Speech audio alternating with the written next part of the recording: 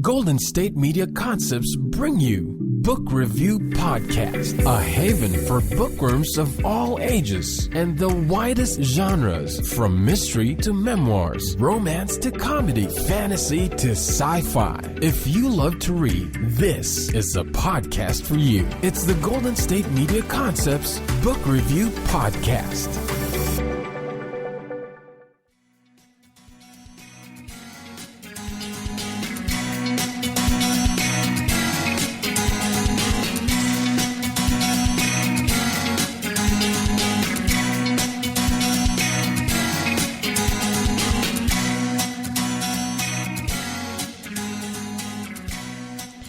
Hello and welcome to the GSMC Book Review Podcast, brought to you by the GSMC Podcast Network. I am your host, Sarah, and I hope you have had a wonderful weekend.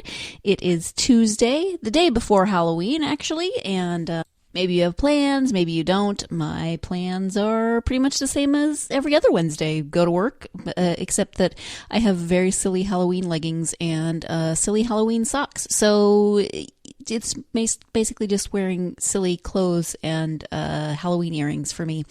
We often do a crazy amount of preparation for trick-or-treaters. My husband loves Halloween, and he often gives out either the king-size candy bars or the movie theater boxes of candy. He's done that many years in a row, and we are not doing that this year, but we will probably be getting back to it next year. This is why I'm not going to tell you where I live, because we get mobbed, because my husband loves to give out ginormous boxes of candy. I think he'd give out bigger if he could find them. At any rate, he loves Halloween. I love Halloween. We just love it in different ways. Silly clothes, giant candy, whatever. At any rate, this is not a Halloween podcast. This is a book podcast, and I am happy to say that I have another interview today. Today's interview is with author Laury A. Egan about her book, Fabulous, an Opera Buffa. This is a bit of a departure for Laury, as she'll talk about in the interview. She writes a lot of poetry, and her other novels are thriller, suspense, maybe a little darker. This one is funny. It's lighthearted.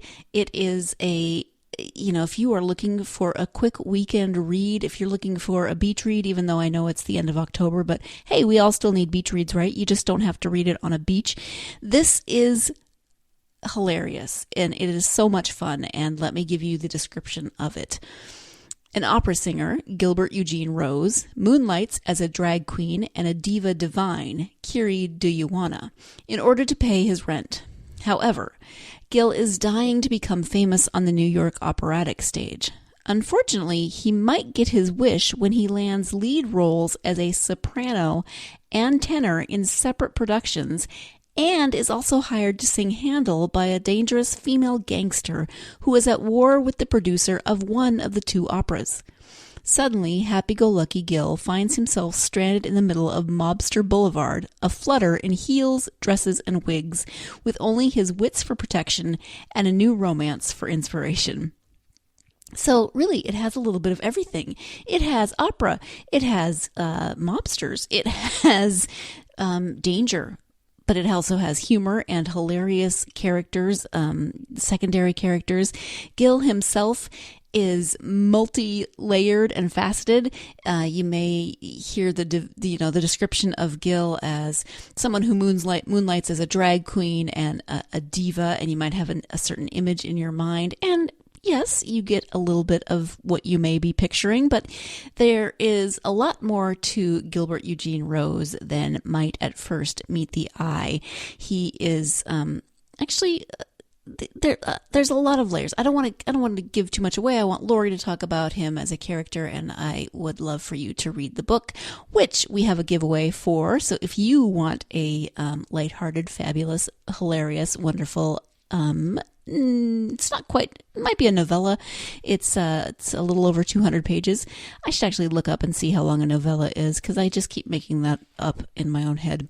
A little over 200 pages, so it's a quick read, and if you would like to win a copy, listen to the end of this podcast and you'll find out how to do that. In the meantime, I'm going to turn now to the interview with Laury so she can talk about this book as well as some of her other writing. So here we go with that interview with author Laury A. Egan about her newest book, Fabulous. Hi, Laury. Welcome to the podcast. Thank you, Sarah. I'm so glad that you are here, and we are here to talk about your new book, Fabulous. But before we do that, I would love for my listeners just to get to know you a little bit. So can you tell us a little bit about yourself? Okay. Thank you very much for having me on the show. I really appreciate it. I am a writer in the inner 60s. I live in the coast of New Jersey, and I've been writing full-time pretty much for the last 20 years. It was my first passion when I was a child, and then for some reason when I was making the decision for college, I wound up going to Carnegie Mellon in the visual arts in graphic design. So my first career was as a book designer and then also as a fine arts photographer, and I still do the latter. So I'm sort of skilled in both, and that's pretty much my story. I'm a workaholic. Okay. So you were a book designer. Did you do your own covers then? In most cases, 3 out of my 4 novels or fiction collections have been my own designs, and all 4 of my poetry books are both my photographs and my designs. Oh, nice. My first publisher preferred another kind of an image, which I didn't, but I got overruled. So, okay. That's the way it goes sometimes.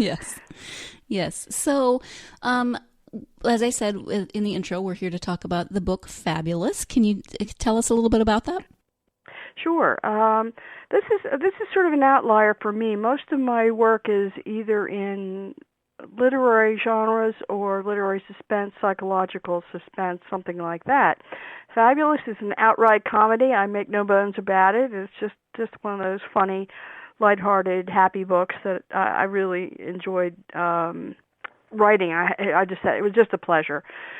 The book is really about a young gay tenor who has studied opera, but he can't make a living as an opera singer yet. He lives in New York City, and all of a sudden he gets hired to be a soprano, of all things, in a Mozart opera, Così fan tutti, in one production, and then he's hired as a tenor in Rigoletto in another, and they're both going on at the same time. In addition, a rather scary mobsterette, I guess you would call her, La Donna, is asking him to sing Handel, and she turns out to be the arch enemy of the Mozart producer. So we have a little bit of a mob war going on, and poor Gil is trying to patch between several identities, both male and female, and also do a small drag show down in the village. Right. So it's a madcap adventure, really, I would say, comedy. Yes. The main character is Gil or Gilbert, and Gilbert. Yeah.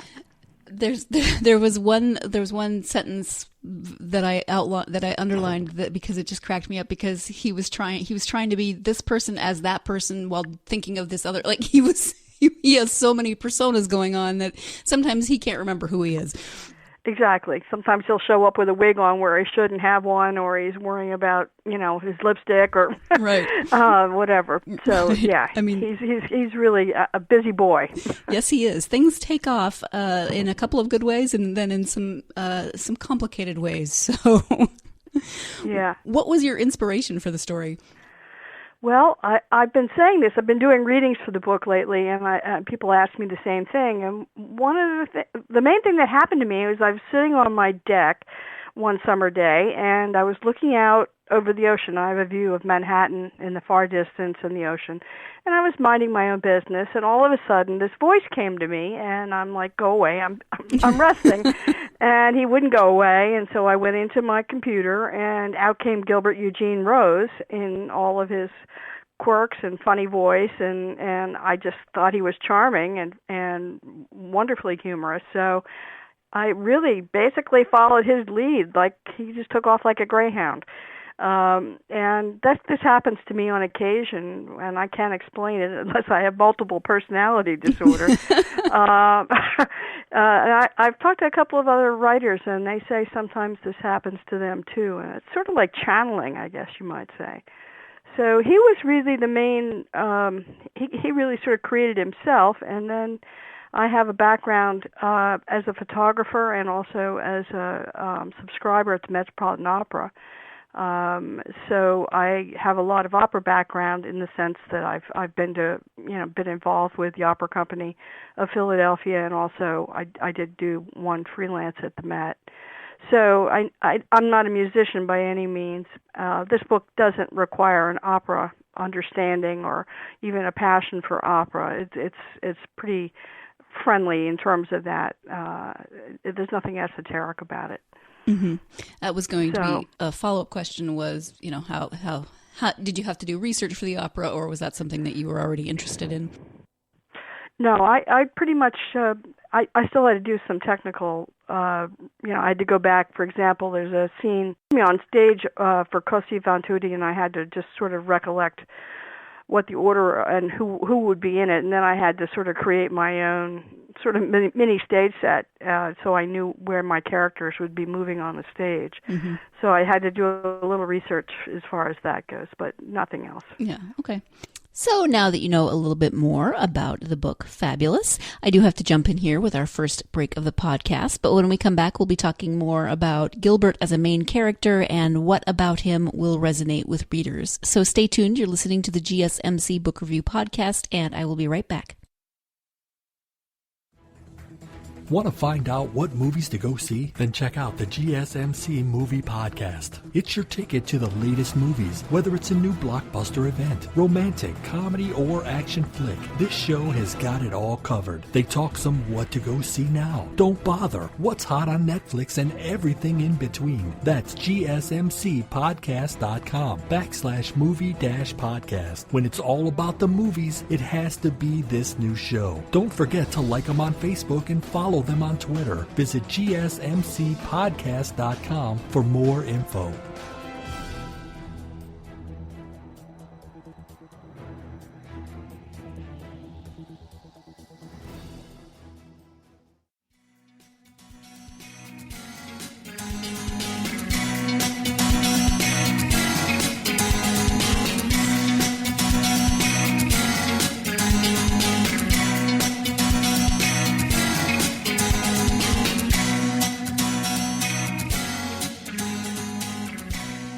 Welcome back to the GSMC Book Review Podcast and my interview with Laury A.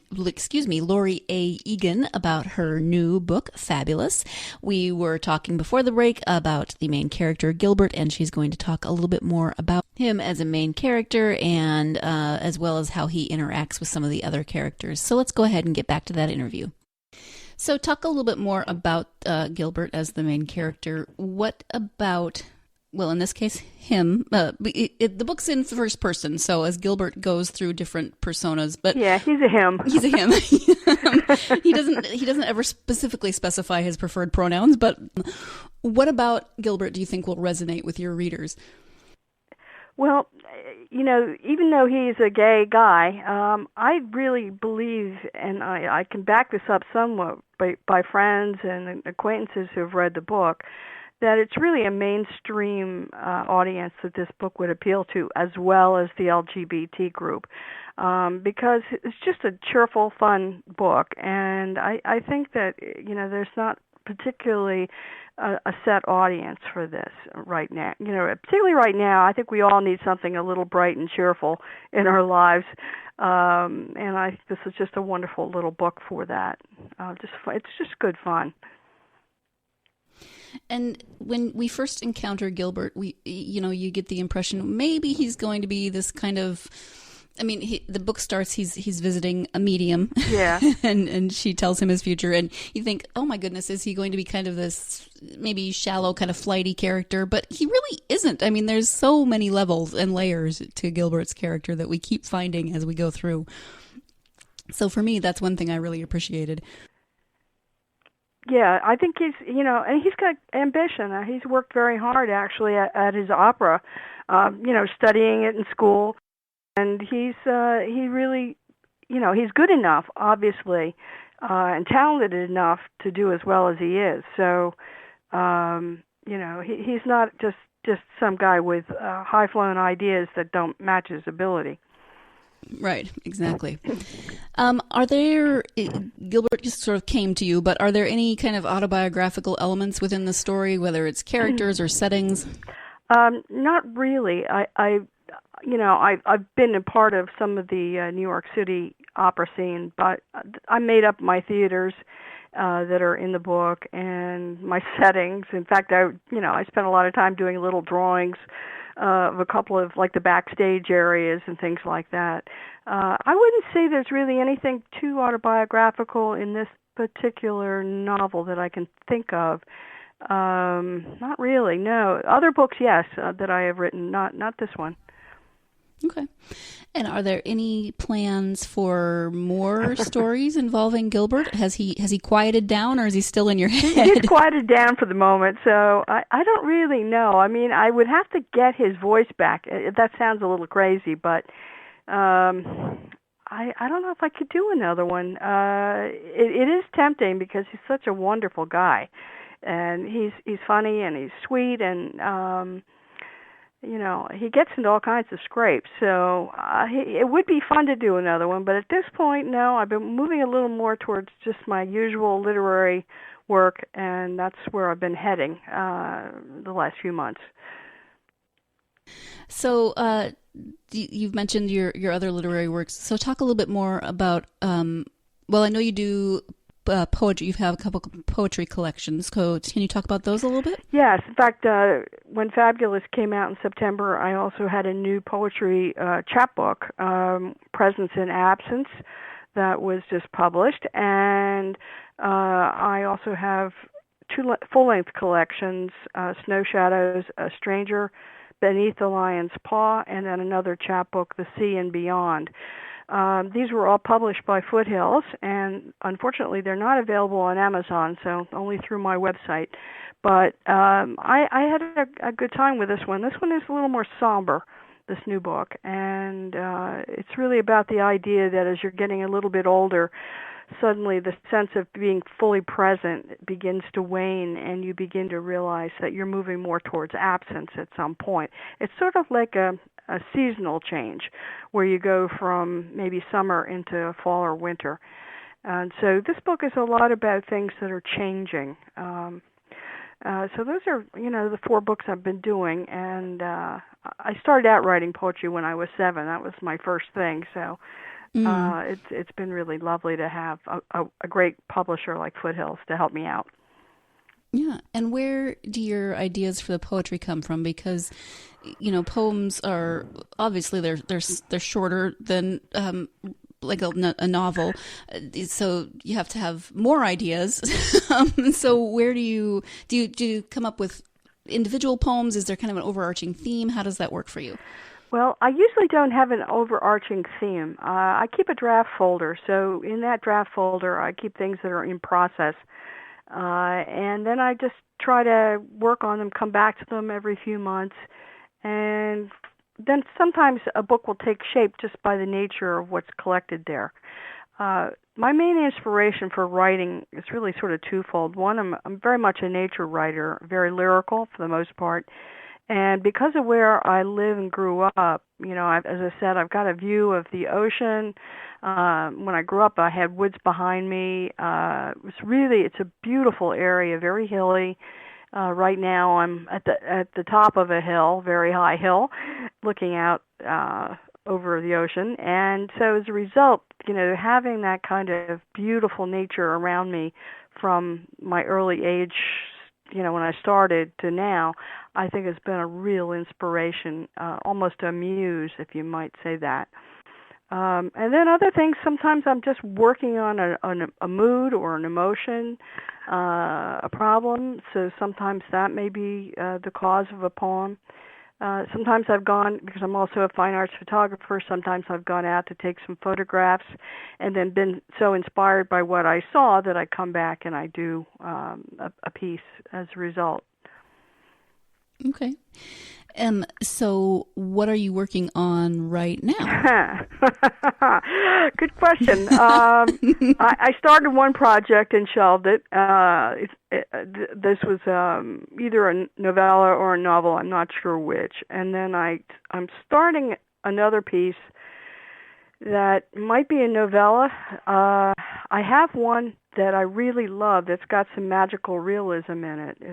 It's tentatively called The Black Leopard's Kiss. And unfortunately, novellas are very hard to sell to agents or publishers. So I've been trying to figure out a couple of short stories and maybe a bookend novella that might pick up some of the themes in the first one. So I'm tentatively working on that, but I'm not really very happy with what I've got so far. So I'm not going to say much more about that. Okay, because it might just get shoved under the mattress. Right, as sometimes happens. Okay, so you said you started writing poetry when you were 7. Mm-hmm. What prompted that? Well, I lived in a town, Lennox Island, which is very close to where I live now, and it was an area, as I said, it was really beautiful, but all of my classmates pretty much lived in town, which was a mile or two away, and a very hilly mile or two. So I didn't have a lot of friends. I didn't have any siblings. I didn't have grandparents, and I wasn't really too close to cousins, etc. So I was pretty much a lonely kid, and I didn't really fit in so well with my peer group. So I think I started writing just to sort of make myself present, to give me a sense of doing something. It was really natural for me. My mother was a very fine painter, so there's no writing background in my family, and my father was a builder, so they both were busy all day. So I was pretty much on my own. I think the writing started to deal with how I was feeling, and also just to entertain myself, so to speak. Mm-hmm. Do you have any of those early poems? I do. And I started a novel. I wrote a novel. I started right before my 13th birthday, and I have that, and it's in longhand, but then I taught myself how to type, so I have a typescript of it too. So it's pretty. It's not that bad, actually. I'm always sort of surprised, but I do have some of the early poems. Not too many of them, but yeah, nice. We do have to take our second break of the podcast now, but when we come back, we'll have the conclusion to this interview with Laury A. Egan. Stay tuned. You're listening to the GSMC Book Review Podcast, and I'll be right back. Tired of searching the vast jungle of podcasts? Now listen close and hear this out. There's a podcast network that covers just about everything that you've been searching. Hey! The Golden State Media Concepts Podcast Network is here. Nothing less than a podcast bliss with endless hours of podcast coverage.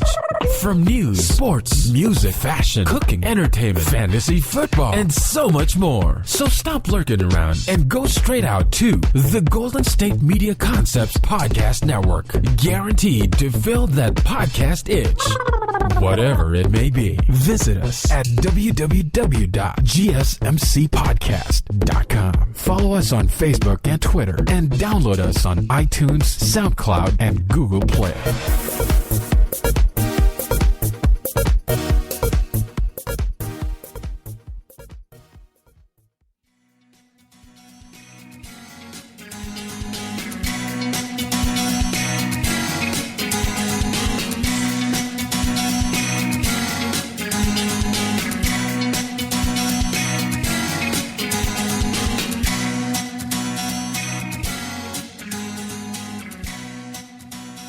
Welcome back to the GSMC Book Review Podcast and the conclusion to my interview with author Laury A. Egan. You went with the graphic design and the photography. You went that route. What then made you decide to start writing again, or to not start, but to take it more I sort of continued, particularly with poetry. I did write short stories in high school, which, and I was published a lot in our literary magazine. But I always did continue to do a lot of reading and writing, but I didn't do it much fiction until later. It was something that just kept gnawing at me, and I knew I'd sort of chickened out on myself, I think, when I decided to go into the visual arts, because I had been accepted at Bennington and Bard in creative writing, and really over my lifetime, that was the one single decision I've made that I wish I had made another one. I wish I'd gone to one of those two schools. I started out at Princeton University Press, and I was doing, so I was within the publishing arena, and then my friends were editors. I was dealing with edited and written copy all the time, not novels, but manuscripts. So I learned a fair amount about editing as well as, being a designer and helping with the production of these many books. But I was still sort of keeping close to the writing, even if I was in the visual aspect of it. And then I went freelance in my 30s and worked for about 20 publishers as a book designer. And then slowly, as I began to feel like I was just tired of this after many years, then I started writing again. And then when my mother died, I had a little bit of wherewithal that I inherited, which allowed me to take the time to really concentrate on the writing, which once I started it, that's what I've been doing for 20-some years. Yeah. Nice. Thank you. So out of that experience, do you have advice for aspiring authors? Well, it's a very, very different career path now than it used to be. In the old days, if you knew one person, you could get an agent or a publisher. It was a much smaller community, but with the advent of the computer, unfortunately, what's happened is that the literary journals, the agents, the publishers are just besieged by submissions. And it's just become extremely difficult to even have a short story published these days, much less to get an agent, which unfortunately now, in order to be published by a fairly decent trade house or even a very good indie publisher, you almost always have to have an agent. So it's become very difficult. I mean, the first thing that you need to do is really work at the craft. And you have to learn, your grammar, your punctuation, construction style, all of those basics, and then you have to just keep practicing. And it's just, I sort of equate it to playing tennis. You wouldn't expect to pick a tennis racket up and then all of a sudden be a world-class player. So, you would be working on your backhand or your forehand or whatever. So practice is one of the biggest things that you need to do, and then and polishing, a lot of editing, which unfortunately I don't think a lot of younger writers do that. In fact, a lot of older writers don't do that either. So those are the first things I would say, and then just to slowly get your resume built up by having publications. That's pretty much what I would say. So it's diligence and patience and editing and polishing constantly. It's a good part of the whole process. Oh, okay. Thank you so much. When you take the time to read, do you have favorite authors or genres?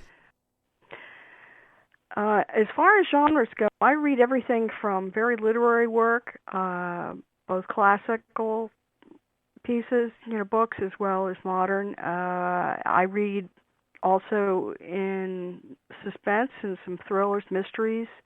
I'm reading, what am I reading right now? Just reading Tanya French's new book. And I also will read occasionally some biographies and autobiographies and some poetry. Mostly, I would say I'm in the literary area. That's where I really like to read the most, and both older authors and contemporary ones. As far as authors, I go really the gamut. Patricia Highsmith inspired my first novel, Jenny Kidd, that kind of sort of strange psychological suspense that she wrote. So she was a favorite author back then. Now I'm a little impatient with I think she could have written a lot better with more editing and more time. I've enjoyed Virginia Woolf. My new book that's under contract for 2019 is about, again, an opera composer this time who is writing an opera about Virginia Woolf and Vita Sackville West. So I was starting to incorporate some of the lyrics, some of the sentences from their diaries, journals, and letters, but then I wound up having to rewrite them in my own voice because it was so hard to get permission. Mm-hmm. So Woolf is certainly an influence, not necessarily a good one these days because that style just isn't very popular. Mm-hmm. I'm trying to think of anybody else. For this book, Fabulous, two authors I would definitely recommend are Stephen McCauley and Joe Keenan. They both have written some absolutely funny books, much in the same style and vein as Fabulous is. And if anything, having read them quite a few years ago, they were in the back of my mind perhaps when Fabulous was coming out. Mm-hmm. Okay, thank you for that. I appreciate it. You mentioned a website, so tell people where how they can find your website and if you're on any social media they can find you on. Okay. My website is pretty simple. It's my full name with the middle initial A, Laury A. Egan. So it's www.Laury, Laury, A, and Egan, EGAN.com.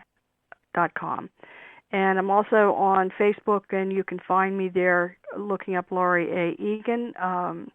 Any search will pull it up very easily. I'm also on LinkedIn, but I don't do as much there. And I'm also an Amazon author. I have an Amazon author page, and I'm also Poets and Writers and the Authors Guild also. Okay. Goodreads? Yes. Okay. Yes. Perfect. And I think Authors Den. I can't keep them all straight. There's so many. Thank you for that. I'm sure if people just did a search, they can find a lot of your sites. So is there anything else that we haven't talked about in terms of writing or your books or poetry or anything that we haven't covered that you would like to share? Let me think. Well, I think that this book is, as I say, is different for me, and I don't know that reading this you would necessarily immediately identify me with my previous books, which have been Jenny Kidd, which was set in Venice, as I say, a sort of psychological suspense, like in the Highsmith mode, I guess. And then Fog and Other Stories is a collection of mine, and there are 23 stories in there that deal with the concept of fog, both literally and figuratively. Fog of grief, anger, dreams, all kinds, illness, dementia, all kinds of things like that. I'm very pleased with that collection. And then The Outcast Oracle was my last published novel, and that is in a young adult to adult kind of range in a Mark Twain style, which is slightly humorous, but it's a serious book. And that got a Kirkus Review listing as a best book of 2013. So I'm very pleased with that one. That's a good, strong book, and it's gotten very good reviews. So I as I say, I've got a new one coming out 2019, I hope, Wave in D minor. So the other books are probably more of a piece than Fabulous is, but I think that some of the short stories have a little of the same humor as Fabulous does. Mm-hmm. Okay. So I let myself loose a little on on this book. I don't know. It was really quite an interesting process. Oh, absolutely. I mean, just the cast of characters are so diverse. And I do have one question. So yeah. Gilbert, as I mentioned, gets a little confused as to which character he is. How did you keep track of that? Oh, that wasn't easy, let me tell you. I kept charts, like a little calendar, where what he was doing when, and that helped me out because otherwise I was getting terribly screwed up. And then I was trying to keep track of descriptions of various people. So I made a lot of notes for this one, just to help keep me organized. As I say, I did sketches of the theater and other things too, because it was just difficult. There's one scene where a lot goes on the stage, so it was really important for me to visualize that well. But he's a charming little guy. I enjoyed my time with him. I mean, he made me laugh as I was writing. Mm-hmm. So. Yeah, I kept thinking of that one scene in Mrs. Doubtfire where Robin Williams is switching back and forth between his male character and Mrs. Doubtfire, mm-hmm. and he gets a little drunk and confused. This book at times is that scene just multiplied by about 10. Well, and it has touches of Langage au Fol, mm-hmm. which actually was I photographed Shelley Berman in that live in New Hope, Pennsylvania once. So I mean, there's a lot of that. And there's a little bit of the drag thing, but not much. It's not heavy-handed. It's very light. As I say, it's not just for a gay reader by any means Mm-mm. at all. In fact, I'd say everybody would enjoy this book. It doesn't matter who you are, what your gender is, or what your orientation is. Mm-hmm. This is just good fun. I agree. And like I said, the cast of characters is so diverse that people are going to find, if not necessarily exactly themselves, they're definitely going to recognize people that they know in that cast of characters. Yeah. So yeah, one of the things that's been fun for me, or actually it scared the daylights out of me, because I had to do some readings from this book. And I was trying to, figure out how foolish I was going to look trying to read this out loud.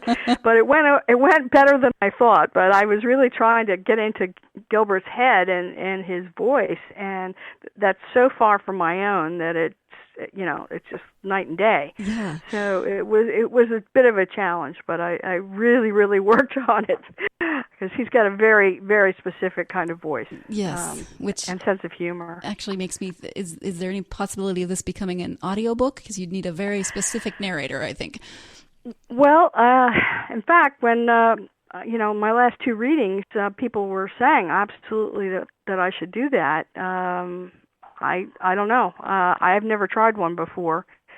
It's a possibility, but I don't know whether. My publisher is a lovely, lovely small press called Tiny Fox Press, and they've been just great. But I don't know whether they would be up for such a thing or not. Okay. Well, yeah, it would be a lot of fun to listen to, I think, as an audiobook. Yeah, I think it'd make a good film too. Mm-hmm. Good movie. Yeah, absolutely. Yeah. You'd have to block off some of Manhattan to do it. That wouldn't be the first time, I'm sure. No, I don't think so.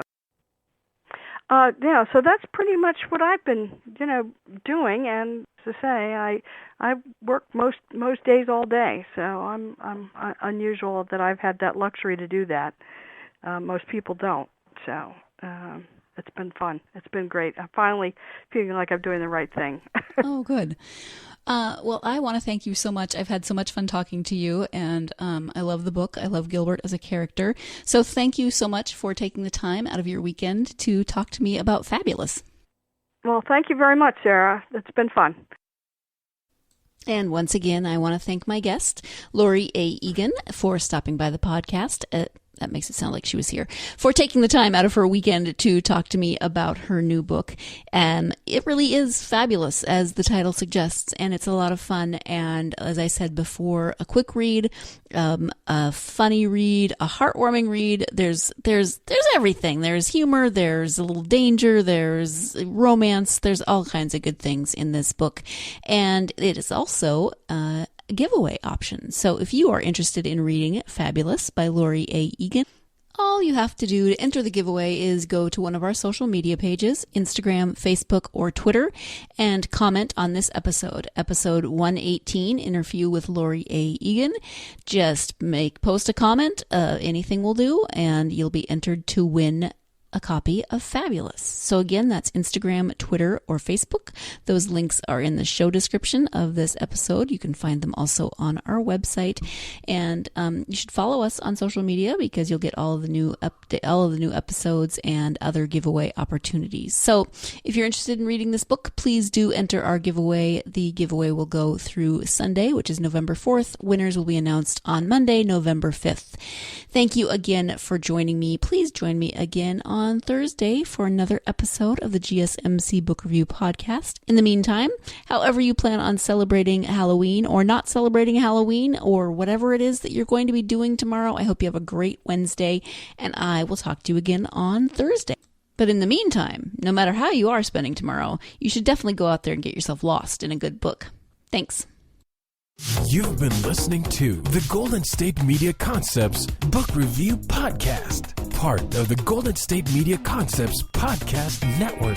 You can find this show and others like it at www.gsmcpodcast.com. Download our podcast on iTunes, Stitcher, SoundCloud, and Google Play. Just type in GSMC to find all the shows from the Golden State Media Concepts Podcast Network, from movies to music, from sports to entertainment, and even weird news. You can also follow us on Twitter and on Facebook.